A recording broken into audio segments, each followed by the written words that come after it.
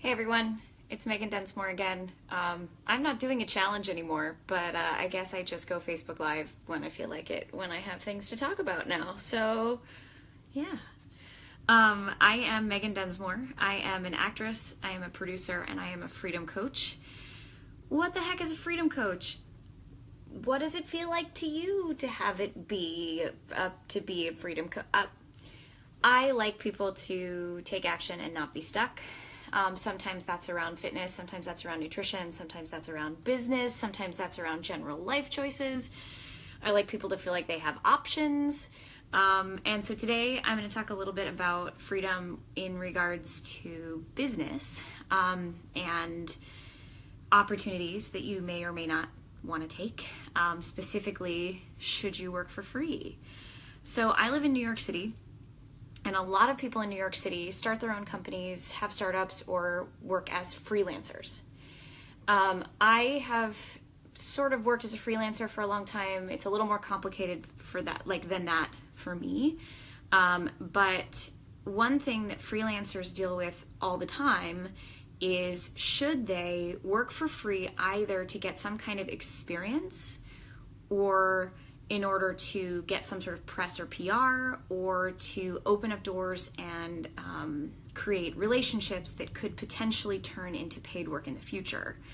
An example of this would be if you have a freelance cinematographer or DP, somebody who went to film school, who knows how to use a camera really well, and they don't really have a lot of projects or experience that they have that they can share. And they want to get a paying job, but they haven't worked on a lot of professional sets.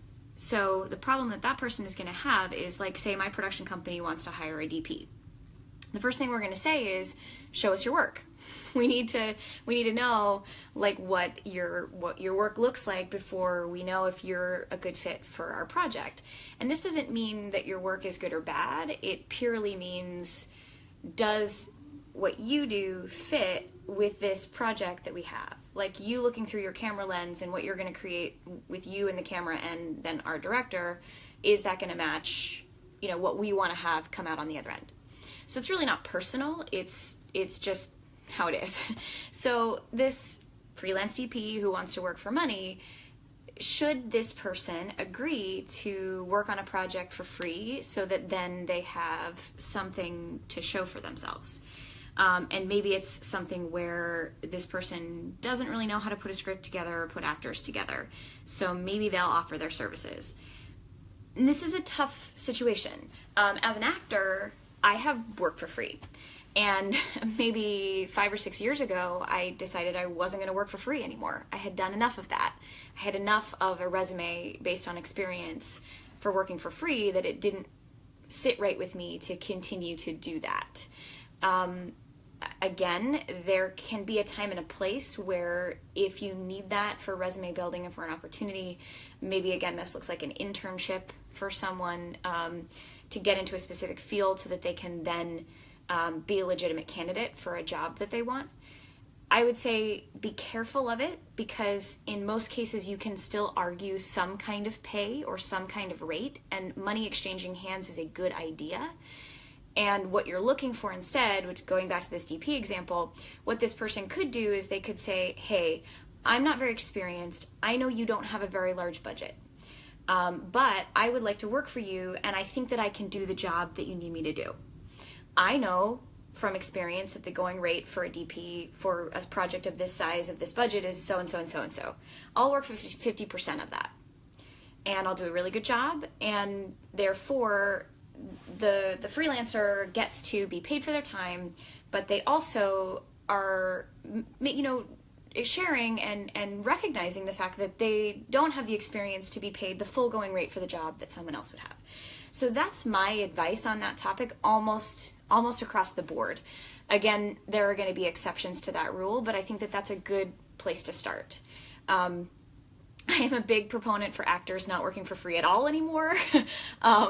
Something I'm really trying to encourage my other artists to accept and sort of get behind as well. Side note. Another thing on this concept, but slightly different. you're not working for free when you're building something. This is something I see entrepreneurs get stuck on all the time. There was a business that I started about, I guess, almost 6 years ago, or six years or so ago, that made me some money right away, but it took maybe 6 months to a year for me really to start seeing a lot of return on that business. And now, a lot of years later, I make maybe $30,000 a year on that business. That's not enough for me to live on in New York City, but it's still a really valuable income source for me, and it's something that can grow and continue to pay me more and more money over time. This is my business that I have with a company called Shackley. I'm happy to talk to you more about that if that's something you're interested in. So that business can grow with me and adapt. Am I working for free if I'm setting up that business and creating that structure and getting it sort of set up to work in the long term? It looks like I'm working for free. This is where it's sneaky, right? Same with, I have a Pilates studio that I'm opening on March 1st, and I have a couple partners in that business. And I am working for free, getting all the teachers organized and setting up our business processes so that it's all really streamlined. I'm putting a lot of time in, making calls, getting our insurance, figuring out what equipment that we need. I'll be there when the equipment is delivered, right? It's a lot of time and effort putting a website together. It's a lot of time and effort in something that right now is paying me $0, and in fact, it is costing me money. But am I working for free? My argument is no. In the short term, yes, I am putting hours in that I'm not receiving hourly compensation for, right? I'm not paying myself an hourly salary in the short term while I set up the structure of this business. I'm not doing that. And it wouldn't be wise to do that because the business isn't making any money right now. It's better for me to be thrifty and, live off of my other income streams, and I'm blessed to have other income streams.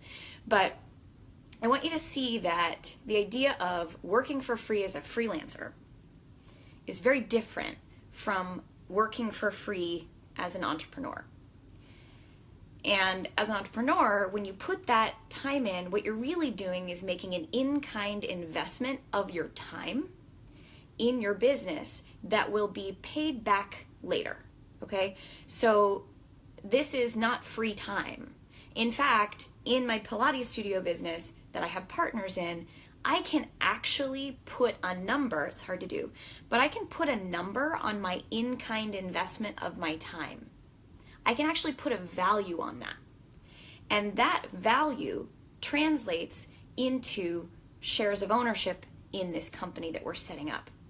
Because if I was not able to do that in-kind donation of my time, that working for free, if I wasn't doing that, my company would have to hire someone and pay them, probably as a freelancer actually, in order to set up these systems and get this business going. So we don't actually have to pay somebody to do it, but I'm doing it and I'm investing. So if that doesn't make sense, comment below, let me know. I'm happy to go into more detail in another video. But I just want to encourage, I know a lot of my videos in the 21-day challenge that Jen later did talked a lot about your dreams are possible and take actions and go after it. But I didn't really go into the nitty-gritty of what that looks like. And I want to start doing that a little more. I want to start communicating things like what do you do when you start to be a freelancer, and what should you be careful of, and how do you network, how do you get jobs, or how do you set up a business, and what does it mean to be an entrepreneur, and why do I, an entrepreneur who has multiple income streams, why do I have a network marketing business as one of my income streams? I have really good reasons for that. Happy to talk to you about it. But it looks different than you might think to actually live in that world. And I know it takes a lot for people to go from the only thing they know is to be an employee and get a paycheck. It's the only thing they know. And that's okay. But you can't just leap from one to the other without knowing the structure and the skills and what it's a good idea to do and how to do that wisely.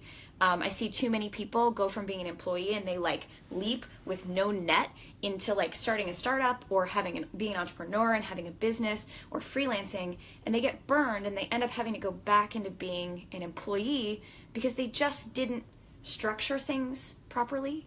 And they weren't ready to have their income come in such a different way than like the 1st and the 15th. So again, I'm Megan Densmore. I really appreciate you guys watching and sharing and liking and all those kinds of things. There'll be more videos to come. I'm excited to share more. I am an actress, I am a producer, and I am a freedom coach. And yeah, have a wonderful day, everybody.